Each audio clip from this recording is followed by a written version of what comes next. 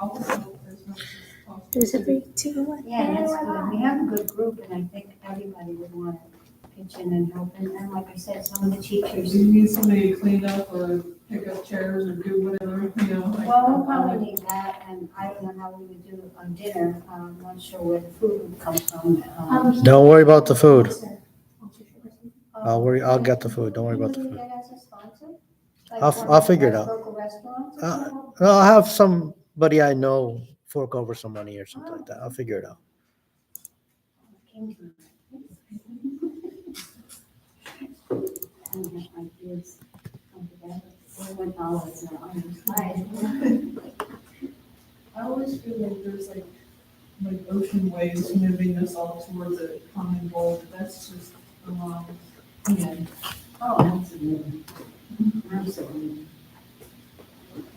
It just feels like much bigger than yourself, you know, so it feels like an ocean pushing you over. Yeah, that's a good analogy. I like that.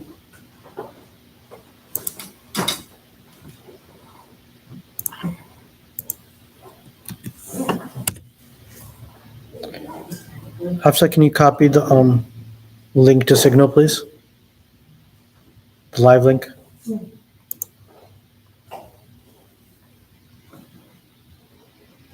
Is he gonna be sorry because he's on the meeting?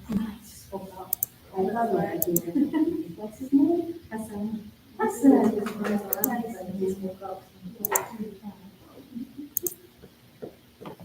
All right, we can get started, inshallah.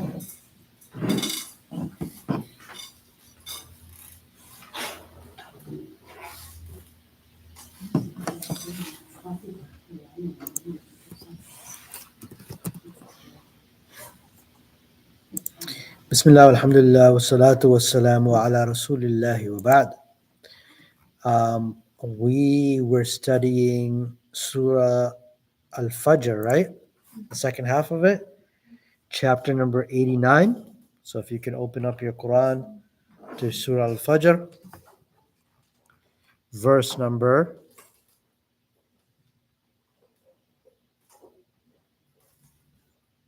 17.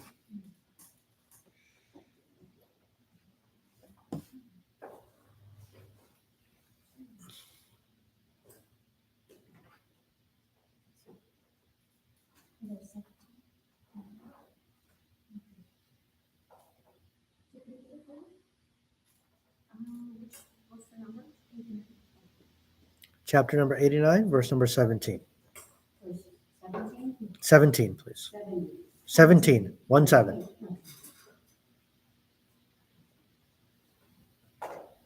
Got it? A'udhu billahi minash shaitanir rajim. So we started Surah Al-Fajr last week, and we noted that a lot of the chapters near the end of the Quran focus on the afterlife, belief in the unseen, and just promoting the idea of focusing on the afterlife and not focusing too much on this world, because this world is just here as a test for us. It's not here for us to stay here permanently and to really invest our energies in. So that's some of the themes of how what's going on in the, you could say, the latter part of the Quran, especially in the short chapters. And in this surah as well, Allah subhanahu wa ta'ala has mentioned the different tribes who transgressed, rather than appreciating the power that Allah subhanahu wa ta'ala gave them and being thankful for it, they transgressed. So you had 3 tribes. Who were they? Sister Diana, were you here last week? Sister Diana? Were you here last week? Were you here last week? Yeah. Do you remember the 3 tribes we talked about? Or the 3 people we talked about who were punished? Yeah, Salih, Saleh alayhi salam came to which people? Was it Thamud? Samud. Thamud? Samud. He came to the people of Samud, right? Hud? And the people of Samud. Assalamu brother. How are you doing? Doing good? MashaAllah, MashaAllah. We're on Surah Al-Fajr, which is chapter number 89, verse number 17. Okay, Samud, they were, Prophet Saleh was sent to them. And what was part of their story? I think they were the ones that said they would only believe if you turned that stone or that mountain into a camel. Yes, And it was a pregnant she camel yes. that actually came out of that stone. It was a pregnant she camel that came out of the mountain. And rather than appreciating the signs and appreciating the miracle of Allah, what did they do? They killed it. They killed it. They killed the she camel, and they were told not to, and then they were punished for it.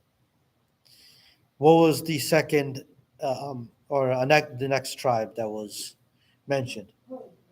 The people of Hud. Hud was the prophet. He was sent to the tribe named Ad. Ad. Yeah. Yes. And they were very tall, and they were very powerful. Allah subhanahu wa ta'ala gave them a lot of power and strength. Abdullah, why don't you get 2 Qurans for them so they can follow along, please? Anybody who's coming new?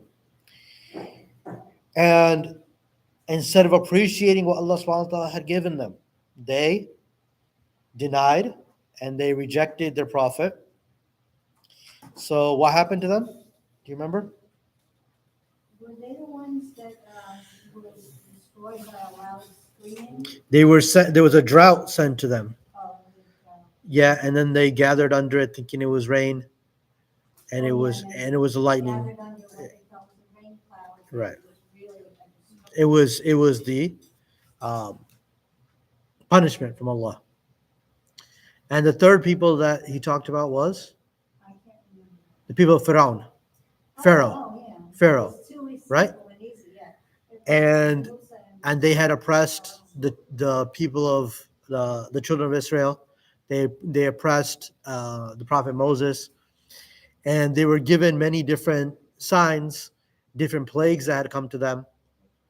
And after every single one, what did Pharaoh said? I'll believe or supplicate to your Lord to take this plague away from us. And when he did, he went right back to what he was doing. And how was he destroyed? He was drowned in the Red Sea. Right. So when the prophet Moses took the people of Israel across the Red Sea, Allah had parted the sea for them. They went across. Pharaoh and his army followed. And when they were in the middle of the sea, the sea collapsed on them and they drowned. So the 3 tribes were Ad, Hud, and what was the third one? So Ad was the tribe, and Prophet Hud was sent to the tribe of Ad. Oh, Samud was the tribe that Prophet Saleh was sent to, and the people of Pharaoh, Moses and Aaron were sent to.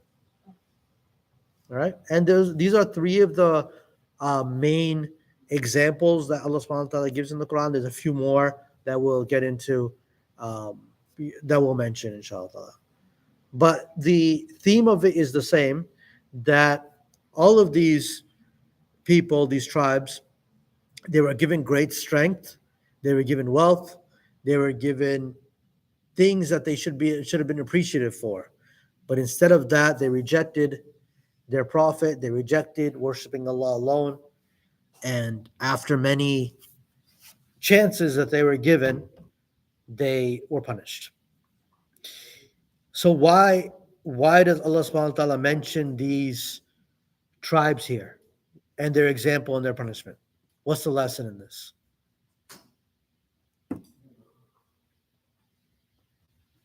There is punishment for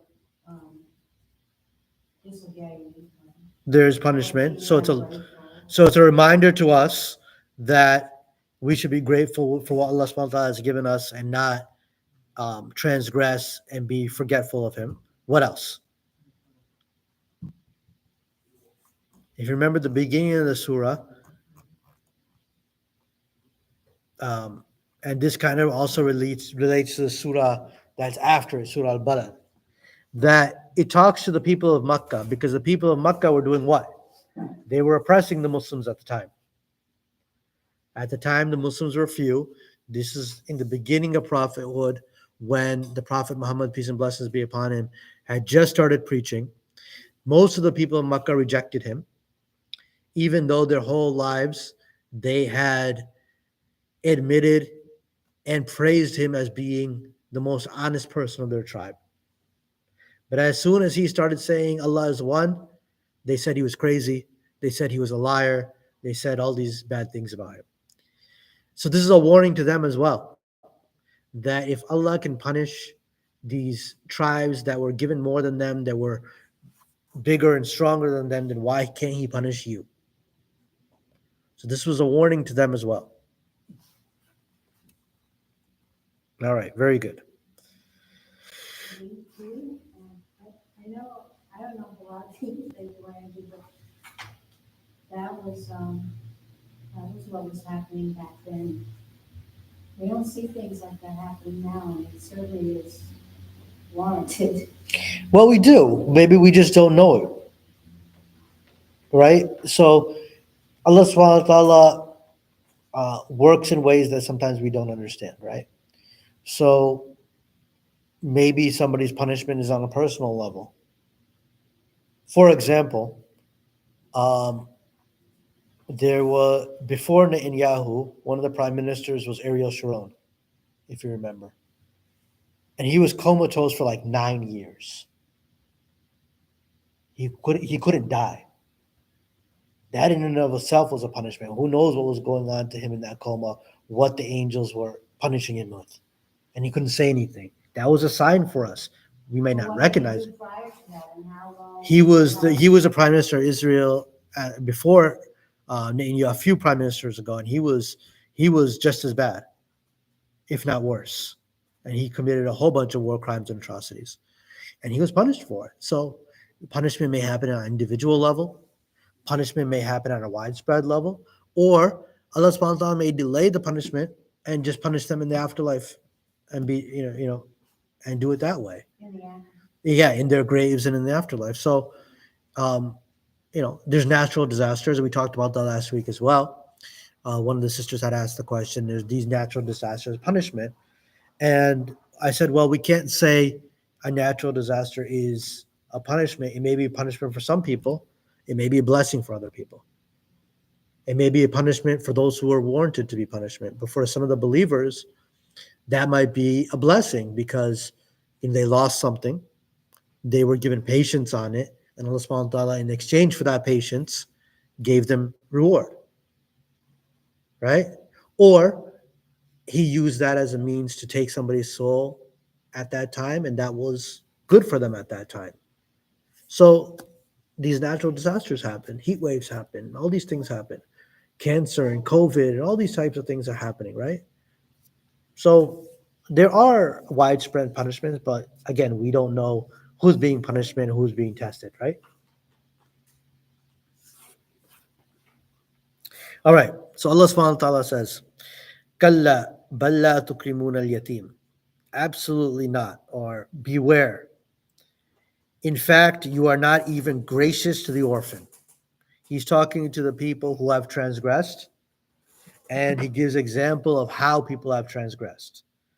La tukrimuna.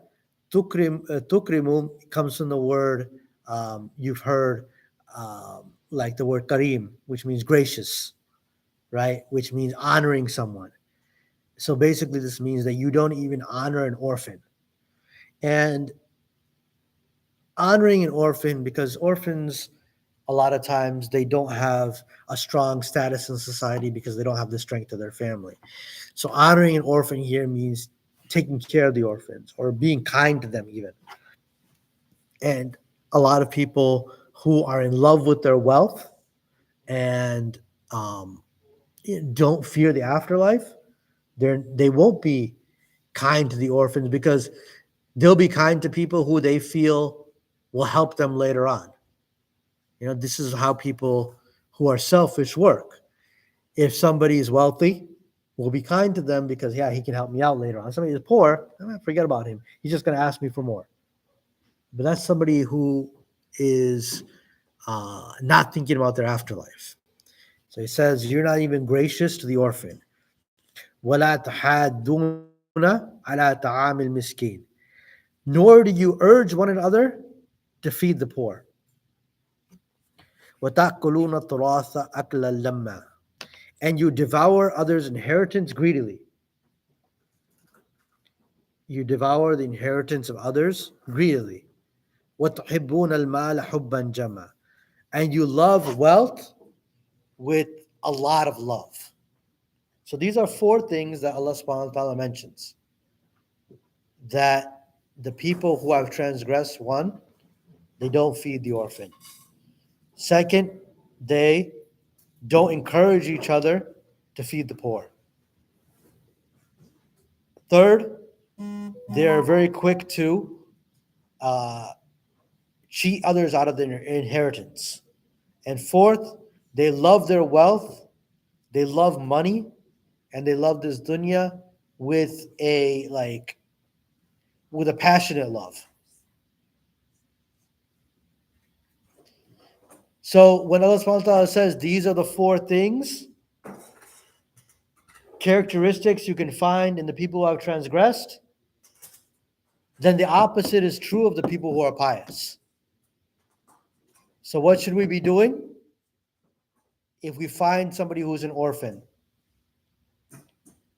we should try to help them. If we find somebody is poor, we should encourage each other and try to feed them.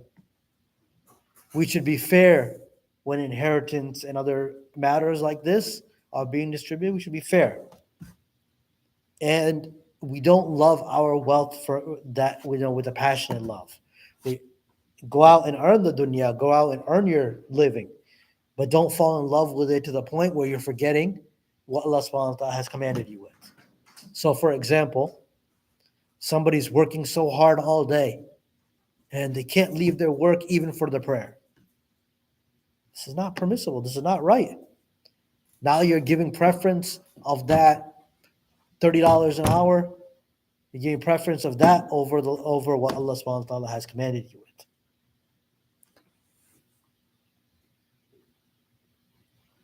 So those are some of the characteristics of people who have transgressed. Now Allah subhanahu wa ta'ala will remind us once again in a very vivid way, in a descriptive way, of how the day of judgment will take place. He says, كَلَّا إِذَا دُكَّتِ الْأَرْضُ دَقًّا دَكًّا.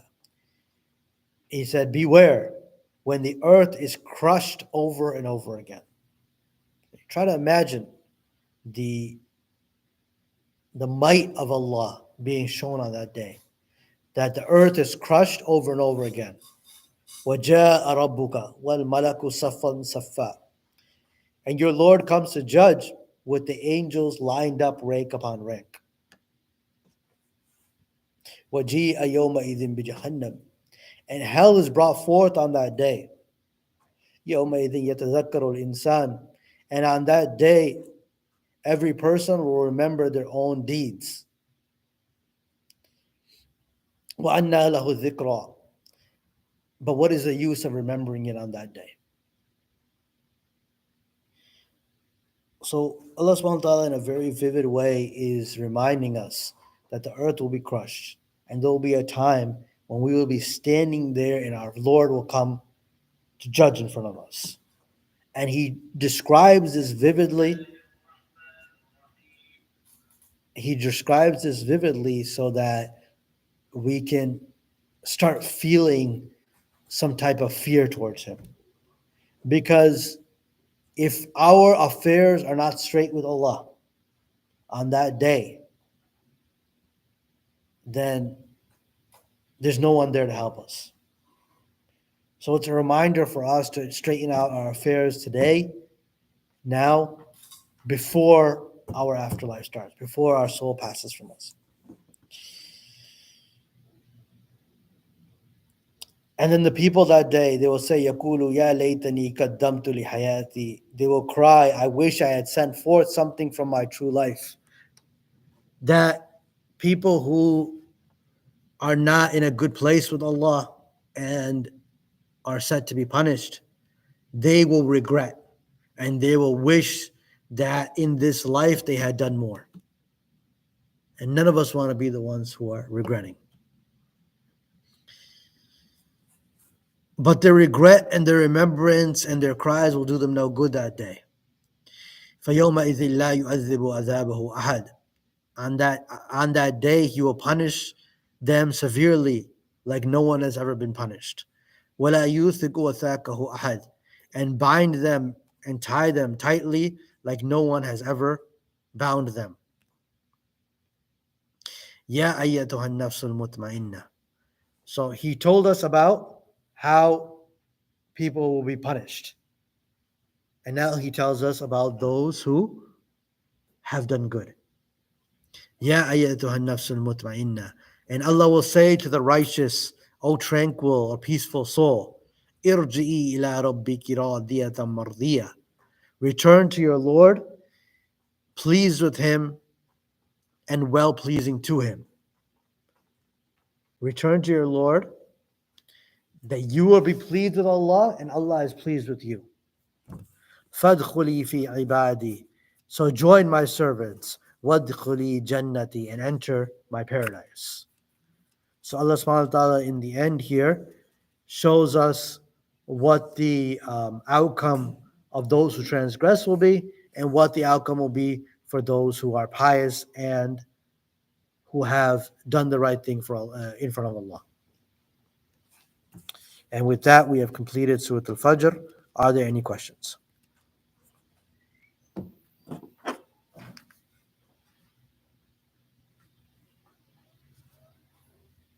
If somebody dies with the intention of doing more, like, does that get counted?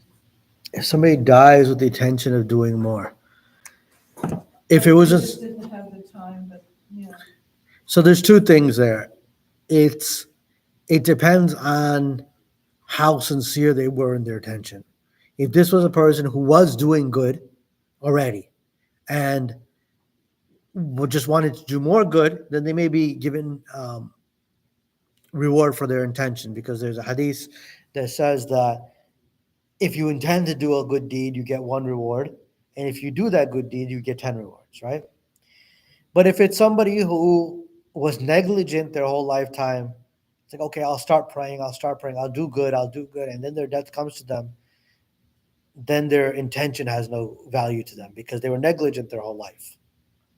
So it depends on which scenario it is. Like if they had just lived in, I don't know what corner of the earth that it hadn't been reached, but, and then like all of a sudden they found out about it and then they intended to, but they died.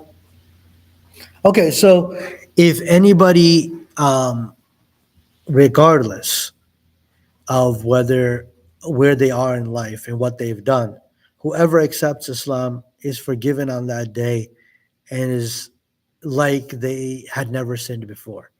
And the parable is like as a child who's born. And somebody who at that point was sincere and wanted to, okay, I'm going to learn how to pray, I'm going to do this, I'm going to do that, and it passes away. We have an example like that. In one of the battles, somebody asked the Prophet, peace and blessing be upon him, what will happen if I accept Islam? And he said, all your sins will be forgiven. So he declared his faith and entered the battle. And he died in that battle. And the Prophet ﷺ said he's a person of paradise. And even though he had never prayed even one prayer, because the prayer time hadn't come for him yet. So the point is we need to be sincere with Allah subhanahu wa ta'ala at all times. And if we're sincere with him and we're doing good and doing the best of our abilities, then he is all merciful. But if we're negligent and just, don't give him his importance, then may Allah forgive us. Another question I have, it's a little bit off the subject, but it's on the subject of when someone dies, when someone goes to where if they have outstanding debts, I recently heard that they're, they're held up until those, their soul is held up until those debts are paid off and cleared.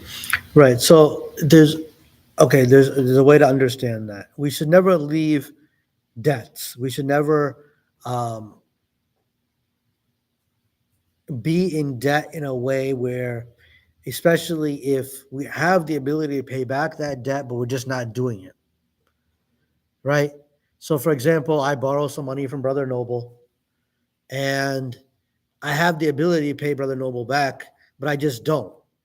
That is oppression. I am taking his right. This is not lawful for me. If I have the means to pay him back, I need to pay him back. So if I die in that state, that I have debts to somebody and I could have paid that back, or it could be paid back in the wealth of my estate, the soul is held up, and there's, you could say, punishment for him until those debts are paid. But if somebody was in debt and they were really poor and they could not pay that debt, but they would have had the intention that, yeah, Allah, if I have the money, I'll pay this back. But they're just down on their luck, and that's what Allah subhanahu wa ta'ala didn't give them enough means to do that, then Allah subhanahu wa ta'ala will, inshallah, pay off those debts on the day of judgment through his own mercy. And is that just personal debts between individuals, or like debts to credit card companies, or, corporations, whatever? I don't know about credit card debt and things like that. We shouldn't be in debt. So, it's important that we all have our wills made out. Those are written out, things that your inheritors would need to know. For example, your bank passwords, what credit cards you have, what things need to be paid off, things like that. If you have any debts that need to be paid off, these things should be documented. What about your house, like your car, or should we only do that with this money thing? Don't get into debt. Debt is never a good If thing. your house is 500,000, most people don't have it in the back pocket. Then don't buy it. Stay within your means. Because if we go outside of our means, 60,000, that's 60,000 a day. You did live in a shed instead of a house, because or you can rent a house. I mean, see, the thing is that if buying a house gets us into having to take loans out, which are on riba, which are interest, then we're disobeying Allah subhanahu wa ta'ala. And we have to always remember this religion requires sacrifice. So we may have to sacrifice what we desire, or sacrifice that level of status that maybe our peers have or our neighbors have, for the sake of Allah. So maybe we have to live in a place that's a little bit smaller and rented, and it's not, or drive a car that's not as nice. Even a small houses still make you pay. 120 for a small house. Right, like, if you live in America, it's impossible to not, I don't know. So do we not go to Jannah? I am not The saying cost of that. living here is almost impossible as it is. Correct. And when you add credit card and interest debt on it, it makes it worse. Because, So, I mean, I don't know how that's, okay, I'll give you an example. I do my best, but I don't know how it's possible. I can give examples of this. There's a lot of people out there. So rather than, buying a house on a mortgage, they'll rent a place. And, you can rent a 3-bedroom house around here for like what, 1,500, 1,700, 2,000, around there. Okay. 25 for 3 bedroom. It depends on the area, right? But between 2,000 and 2,500, you can rent a house, right? And maybe you have to go a little bit smaller, maybe, but you just have to also be thinking that, number one, if you're taking out these types of loans, instead of paying 200,000 for the house, you end up paying 600,000 over that 30 years, right? Or more. You probably know the calculations better than I do. And you're also getting into a contract which Allah is not pleased with. So the blessings that you'll have in your income and in your expenditure won't be there. So you just find yourself into hardship after hardship. we're just meant to rent until You have it outright then, right? you have it outright, because like if we're renting, you're spending monthly, like any place is like at least 1,000 now a month. And then you got on top of that, your utilities, and then you got your whatever, electric and cable and your water, your trash sometimes. And then on top of that, maybe I'll eat. I work with like a lot of Muslim families, in real estate. Like, what they do is they typically don't leave the house until like they have enough money saved up. I know people with like crazy things for like a couple $100,000 in the bank because they get married and they save their in-laws. For a couple of years, in order to save money, they cut back a lot of expenses from what they say. I mean, I haven't been through that. Well, I mean, Punishment, brother. well, even look, for example, if somebody rents a house or buys a house, you're still paying something per month. Right. I mean, it's still going to be Yeah, but you Around. actually get more out of it if you're rent to own or you're to own. yeah. So if you rent to own and you have your contract directly with the owner, that's permissible. But it's when you get the banks involved and you have interest rates involved that this is not permissible. And when you do, if you calculate it out, you end up losing a lot. You end up paying, like triple, double, triple, or more because of the interest rates. So while it may seem, and because society is like this, we've been taught from the very beginning that this is how it is, right? So when we're taught something different in Islam, it's jarring. And I'm not saying that because it's a whole lifestyle. We're taught from a young age to borrow on credit cards. When you're 18 years old, you're making these financial decisions to get into student loan debt, which is going to stick with you for, a decade, right? Or more. So I'm just meant to live in a tent because that's what I can afford. Nobody said to live in a tent. No, I mean, that's what I can afford. You said I can't ask for a loan, so that's what I can afford. But you would have to pay back the loan too, right? It's not like that's free money. Well, then, I don't even have a job. That's my family handling everything for me. So it's not your fault, then, right? If he's saying Reba, if you sign up for Reba, that's the mistake. Try to avoid it. Yeah. I'm just saying, I know it can be jarring. I know it can be jarring when we hear something new. Especially when our whole lives we've heard that this is the way the financial system works. Like, that's not, whatever. Right? But we also have to know what's permissible for us and what's not. Allah is merciful, and like in her Of course. situation, she knew, she didn't know about this, she may have some interest-bearing things going on because, it's. And I'm not here to judge anybody or tell them. Impossible to avoid it. So Allah is merciful. Of course. And if you see you making an effort to improve and grow and get out from under those things, even if it takes a while, Allah will. and it goes all back to our intentions that we're at least trying to please him. Right? Yeah. But we also have to know what's permissible and what's not permissible. So, for example, let's say somebody accepts Islam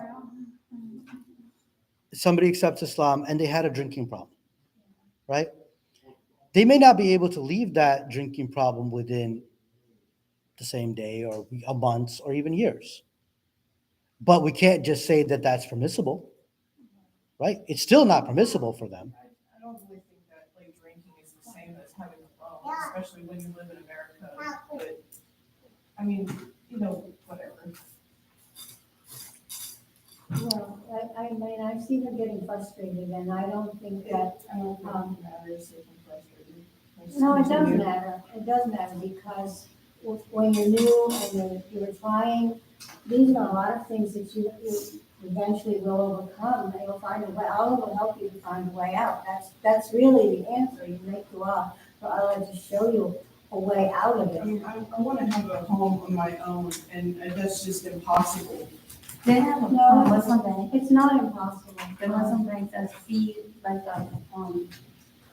So like say if your repo is gonna be, which is interest, right, it's gonna be 3% on a house, right? Easy math, if it's $500,000 house, 3% of that.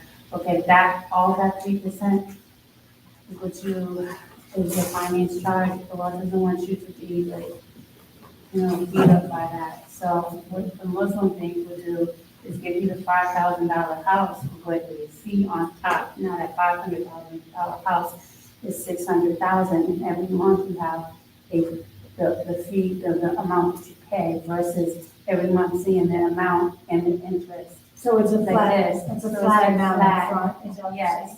Yes, But you can can split. pay over time, right? Yeah. Without Yeah. interest. I mean, there are alternatives. Nobody's saying, I mean, there are alternatives to So it. there's ways, And like, there's he also has, help. he's the messenger, right? So we wanna fight him, right, for saying that to us? Like, what, you want me to get rid of No, my lens? I was going to move on, I don't think it matters what I think, I'll just continue. Yeah, but for real, I'm really thinking about what you said, right?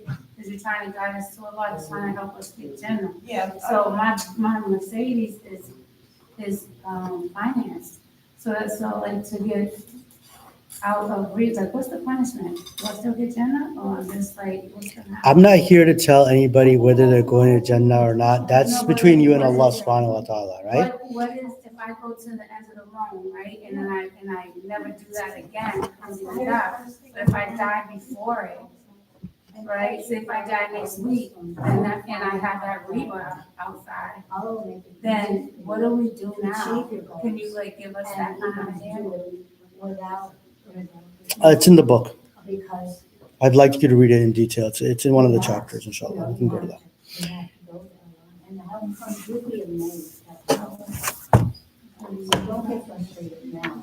I know that a lot of these people are straight, because it just happens all the time to me. So, yeah, have the intention that you're going to have, move forward with the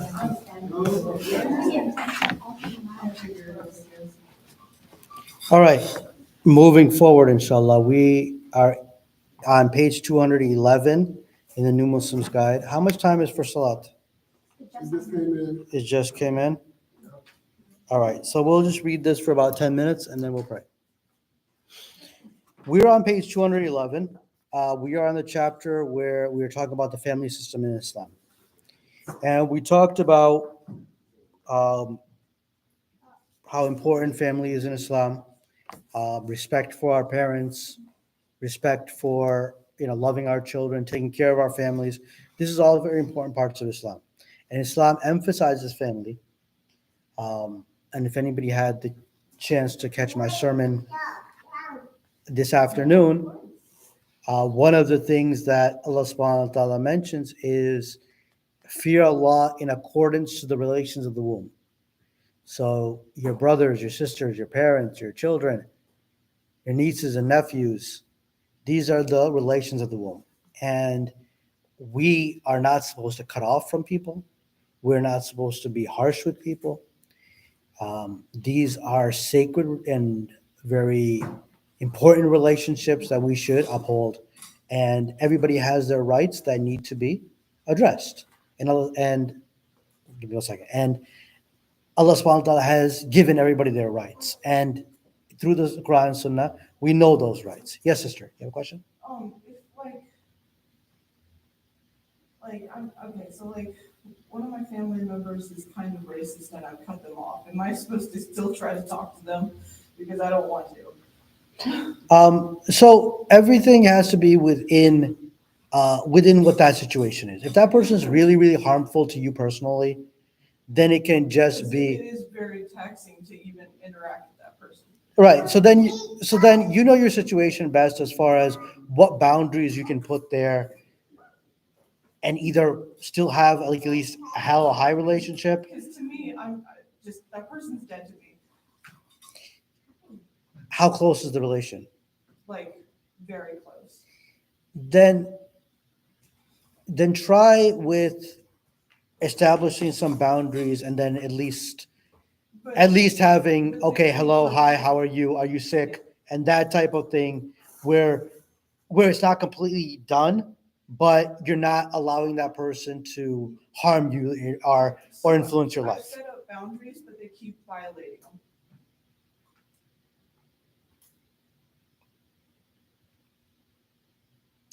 I mean, again, everybody's personal situation is different. So, So I we, mean, is that okay to cut that person off at that point? if you really feel that that person is harmful and there's no other way to deal with that Because person, I've tried literally everything. I've tried bargaining, I've tried pleading, I've tried being nice, I've tried ignoring, I've tried being mean, I've tried everything. I mean, some certain situations may end up being like that. So, I mean, if that's where it has to go, then that's might be where it has to go. But we can also, maybe try after some time, after making dua to Allah subhanahu wa ta'ala, after praying on it. I just don't want to get punished because I tried. Just have this intention that, Ya Allah, make this situation a little bit better for me. And if he opens the doors to, maybe there's a path where that person's heart opens up. A lot of times we find when somebody, for example, accepts Islam, that their family cuts them off. And that's really hurtful. But when they see the changes, when they see that you've become a different person, you've become a more principled and kinder person, it kind of opens their hearts and it allows for a relationship to be established. So if we have a relationship like that, we shouldn't just be content with it being cut off. We should at least be praying on it and saying, Ya Allah. Oh, it tears me up. Yeah, we should be praying on it then, that Ya Allah make a way for us to have something of a healthy relationship. And he's the one who controls hearts, and prayer is one of the best solutions to a situation like that. All right, so the chapter we're reading is on marriage in Islam, page 211. Can somebody read this page, please? Loudly. I'll start. Marriage in Islam. Marriage is one of the strongest relationships which Islam stresses, encourages, and considers as one of the Prophet's practices.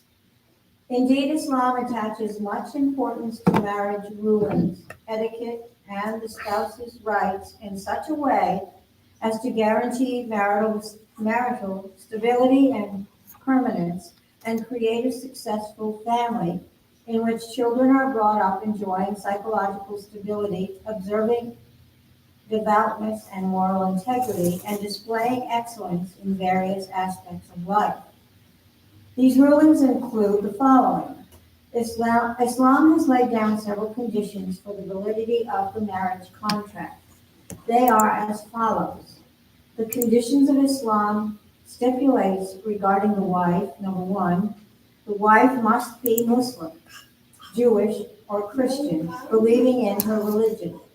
However, Islam encourages Muslim men to choose devout Muslim women for this purpose because a practicing Muslim will be a good mother who will give her children the best possible upbringing and help her husband adhere to teachings of Islam. As the Prophet ﷺ said, marry a devout Muslim woman and you will prosper. So in Islam, family is very important. Marriage is very important, which obviously is something that's different from what we've been taught in Western society. Over the past few decades, women have been told, hey, be an independent woman and don't worry about getting married, just live on your own. And that has created a lot more problems in society than solutions. And men have also been taught, hey, do whatever you want. Don't worry about getting married. Don't worry about supporting anybody. Just go out and have a good time. And that has also created a lot of problems. Islam teaches us differently, that the relationship between a man and a woman, if they want to have a romantic relationship, is to get married. And that the man is then responsible for providing for the woman and responsible for protecting that woman, and all the bonds of matrimony that go along with it, and the responsibilities on both sides. And this is a much healthier way than what's going on in society today. The author then gets into some of the conditions, first, of a righteous wife. Actually, you know what? Let's read all 3 points, and then I'll just talk about all 3 at the end. Read number 2, please. Number 2, she must be a chaste woman, as it is forbidden to marry a woman known for her lewdness and immorality. As the Quran states, it is lawful for you to marry the chaste believing women and chaste women of the people who were given a book before you. And yeah, number 3 as well. She must not be one of those women whom he is never permitted to marry at any time in his life whatsoever. Nor must he marry 2 sisters at the same time, or a woman and her aunt at the same time. Okay, so a Muslim man can only marry either a Muslim or one of the people of the book, meaning a Jew or a Christian, with the condition that that woman is also chaste, is not a woman who, especially when we're talking about women of the people of the book, who has boyfriends, and this is actually mentioned, or who, it's not somebody, it's somebody who's pure, somebody who's modest, and somebody who's chaste. Or he marries a believing woman who is also under those conditions. And it cannot be somebody who he's not permitted to marry. We talked about these relationships before, whether it's a blood relation, like, like somebody who's like a daughter or a mother or an aunt or something like this, or a stepmother or stepdaughter or anything like this. Those are the relations where it's not permitted to marry that person. And additional to that, one man cannot marry 2 blood sisters at the same time, and cannot marry like a woman and her aunt at the same time. But this was covered also before. Next. Can one of the brothers read conditions in Islam regarding the husband? Then we have a book. You don't have a book? I'll read it. Who you got? You want to read? Anybody. Which one? Page 212. Number 2? Yes. No. Conditions in Islam regarding the stipulations regarding the husband.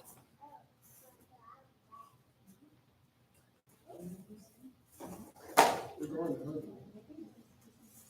I see regarding the wife, the husband is not there. Oh, yeah, okay, I see. Conditions of Islam stipulate regarding the husband. The husband must be Muslim, and a Muslim woman is forbidden from marrying a non-Muslim man, no matter what his religion may be, and whether he is a member of the people of the book, i.e. Jewish or Christian or not. Islam stresses that a man must be accepted as a husband as long as he meets the following 2 conditions: adherence to religion and good character. The Prophet ﷺ said, if a man whose religion and character you are satisfied, ask your daughter's hand in marriage, comply with his request. So a Muslim woman can marry a Muslim man. She may not marry a disbelieving man. She can marry a Christian. She cannot. Only. Only a Muslim man. And one who adheres to his religion, who has good character. And if somebody of good character who adheres to religion proposes, that proposal should be taken seriously, and we should try to accept that because that person has good character and good religion. And that doesn't mean just appearance. It means good religion in everything he does. So we're not talking about people who are really nice in the masjid but are abusive at home. That's not good religion. That's not good character. Our good religion, our good character is in the masjid. It's in alone. It's with our families and everything. So this is important to look at a man's character, his religion. Is he adhering to religion? And not be so enamored with money or whether he's 6'2" or what he drives and things like this. These things are temporary, but somebody's religion, if somebody can guide you in the religion and somebody who's uh, putting the effort into the religion and fears Allah, that person will treat you better and that person will bring you closer to Allah subhanahu wa ta'ala. All right, so we'll stop there because it's time for Salat. Inshallah, please go ahead and make wudu so we can start our prayer. Can somebody put the mats down, please? Subhanakallahumma wa bihamdika wa ashhadu an la ilaha illa anta astaghfiruka wa atubu ilayk.